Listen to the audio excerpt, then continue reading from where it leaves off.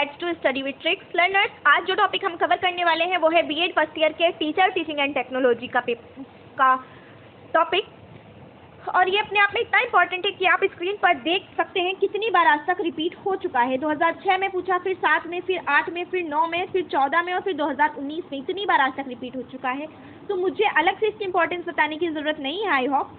तो सबसे पहले समझते हैं कि क्वेश्चन पूछता किस तरह से। पूछता है व्यवस्था या प्रबंधन को स्पष्ट करते हुए शिक्षण अधिगम व्यवस्था को समझाइए। कई बार इस तरह से न पूछकर डायरेक्ट पूछ लेता है शिक्षण अधिगम व्यवस्था को समझाइए या शिक्षण अधिगम व्यवस्था के कॉन्सेप्ट को समझाइए, कि अलग अलग तरीके से पूछ लेता है। या कई बार व्यवस्था या प्रबंधन ना बोलकर मैनेजमेंट बोल देता है। तो आपको कंफ्यूज बिल्कुल नहीं होना है, सब कुछ एक ही है, सिर्फ लैंग्वेज चेंज कर दी जाती है। ठीक, तो चलिए शुरू करते हैं। लेकिन उससे पहले अगर आपने अभी तक भी चैनल सब्सक्राइब नहीं किया है तो प्लीज़ कर लीजिए।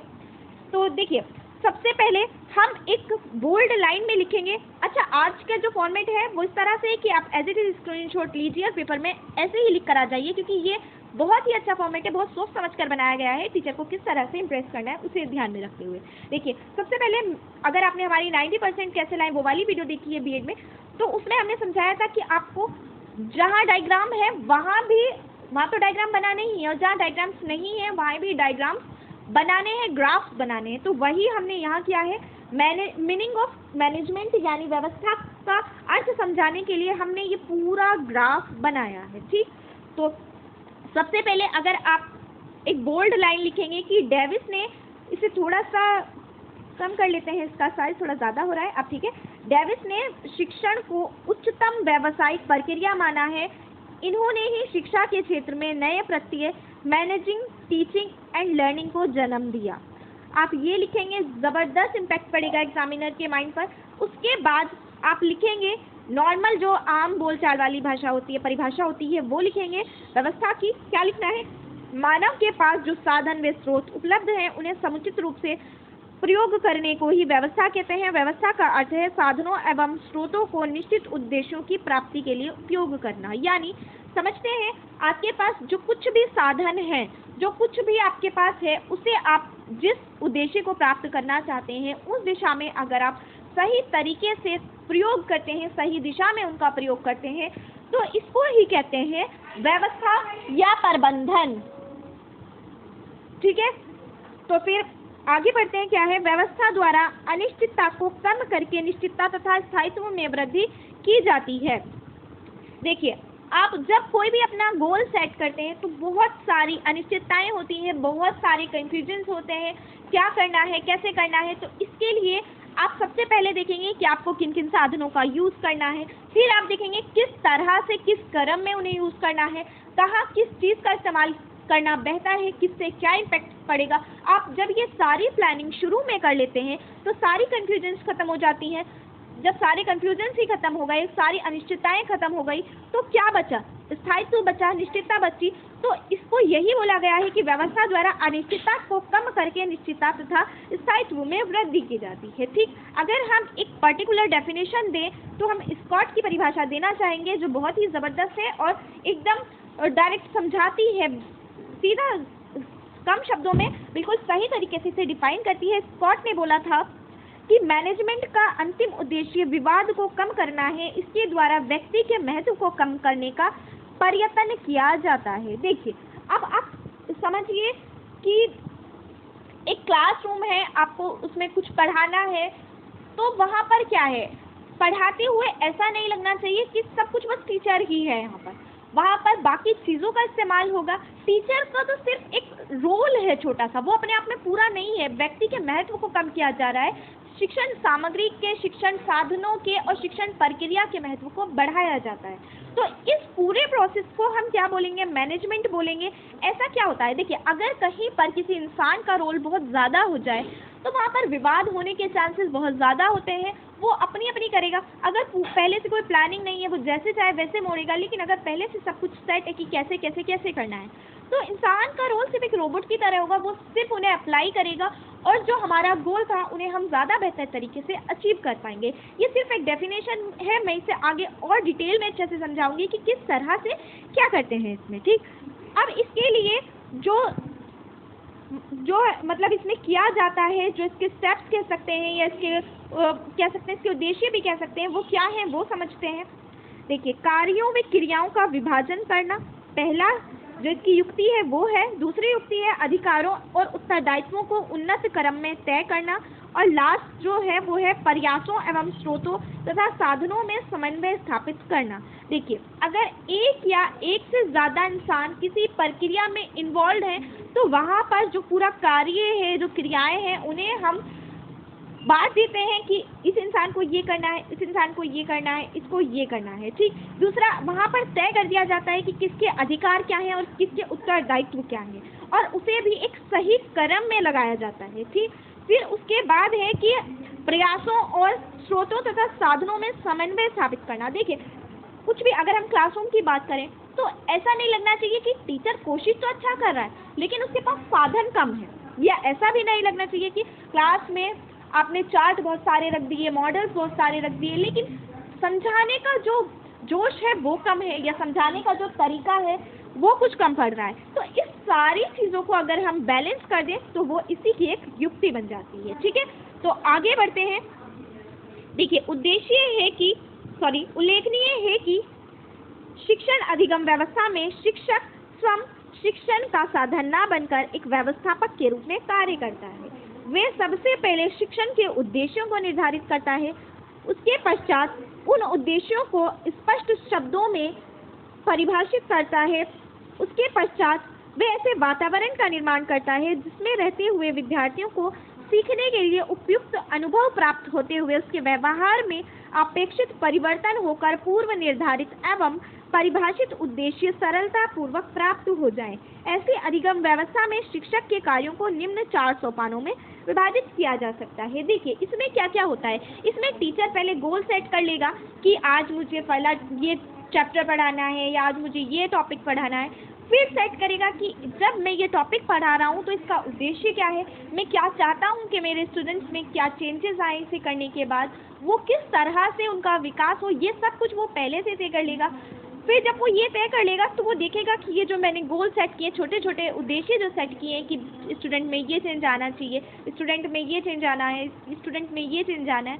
देखिए, मान लीजिए पर्यावरण प्रदूषण पढ़ा रहा है, पर्यावरण प्रदूषण अगर एक टीचर पढ़ा रहा है तो उससे पहले सेट करेगा कि इस चैप्टर को पढ़ने के बाद मेरे स्टूडेंट में ये चेंज आ जाना चाहिए कि वो पर्यावरण के प्रति जागरूक हो जाए, उसे ये पता होना चाहिए कि किन किन चीज़ों से प्रदूषण फैल रहा है, उसे ये पता होना चाहिए कि इस प्रदूषण को किस तरह से कम करना है, और उसे ये पता होना चाहिए कि इस प्रदूषण को रोकने के उपाय क्या है, और चौथा वो इस दिशा में जागरूक हो जाना चाहिए। ये 4 उसने उद्देश्य सेट कर लिए। अब इन उद्देश्यों को सेट करने के लिए वो देखेगा कि मैं क्या क्या साधन कर सकता हूँ। देखिए, मान लेते हैं उसने एक मॉडल बना लिया, एक चार्ट बना लिया, और फिर उसने कुछ वीडियोस कलेक्ट कर ली बच्चों को दिखाने के लिए कि प्रदूषण से क्या क्या गलत इम्पैक्ट पड़ रहा है हमारी लाइफ पे। ये सब कुछ उसने कर लिया। फिर उसने ये सेट किया कि मुझे पहले बच्चों को क्या दिखाना है, पहले चार्ट दिखाना है या मॉडल दिखाना है, या पहले मुझे इसके होने वाली हानियाँ दिखानी है। ये सब सेट कर लिया। फिर वो इस तरह से अगला मान लेते हैं कोई पिक्चर्स है जिसमें ये दिखाया गया है कि किस किस तरीके से इसे रोका जा सकता है, उसे कब दिखाना है। देखिए, अगर आप पहले ही उपाय बता देंगे और बाद में इसकी हानियां बताएंगे तो वो इम्पैक्ट नहीं पड़ेगा बच्चों के दिमाग पे। तो ये सब कुछ आपने पहले से सेट किया।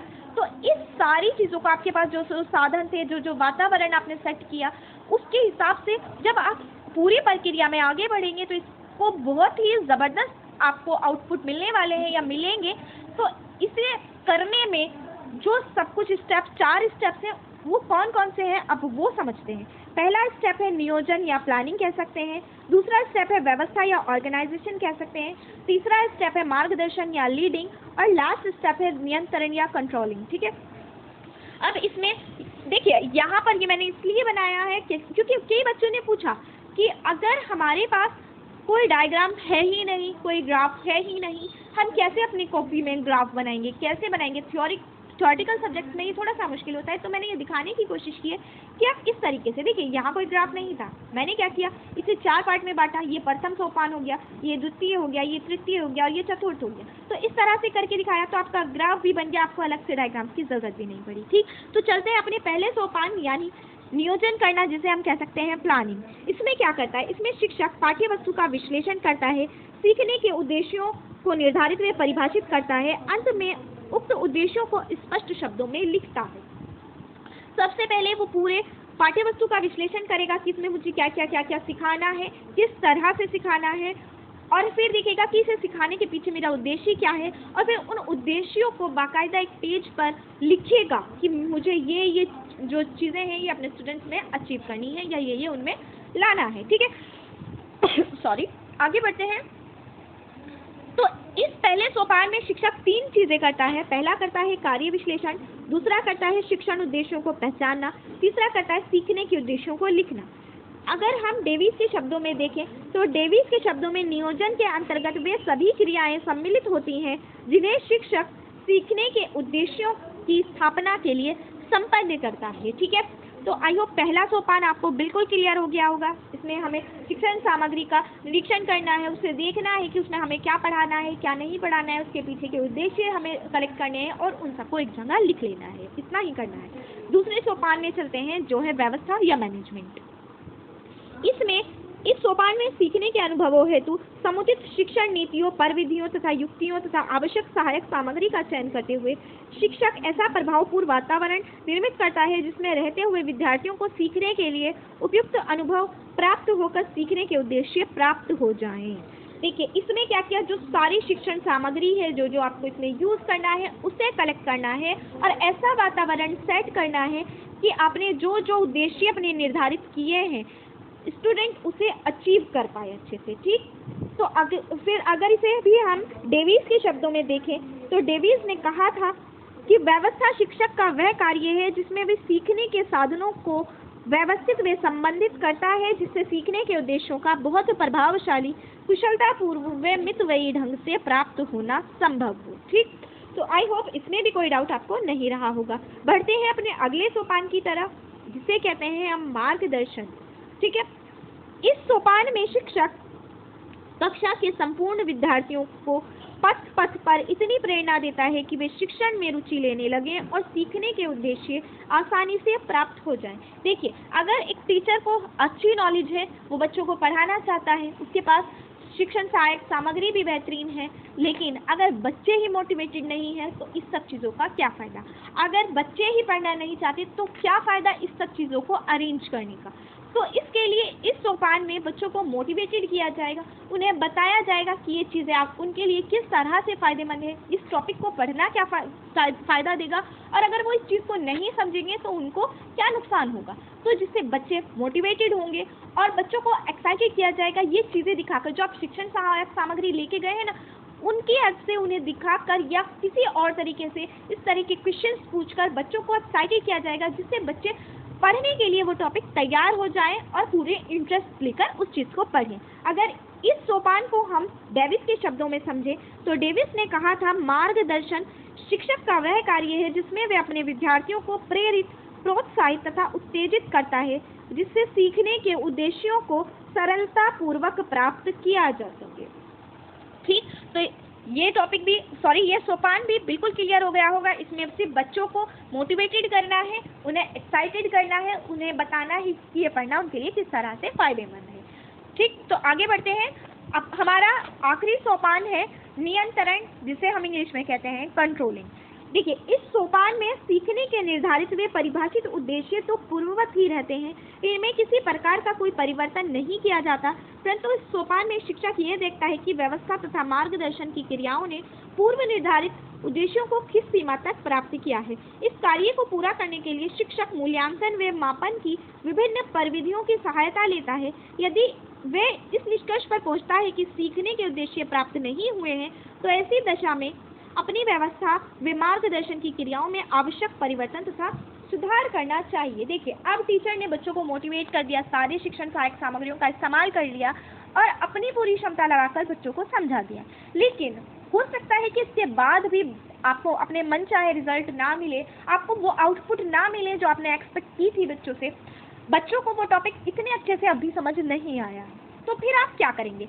आप अपने गोल्स को चेंज नहीं करेंगे, आप अपने उद्देश्य जो आपने शुरू में सेट किए थे उन्हें बिल्कुल चेंज नहीं करेंगे। आप चेंज करेंगे अपने दूसरे सोपान में और तीसरे सोपान में। दूसरा सोपान था व्यवस्था वाला और हाँ, दूसरा सोपान था व्यवस्था वाला और तीसरा था मार्गदर्शन वाला यानी गाइडिंग वाला।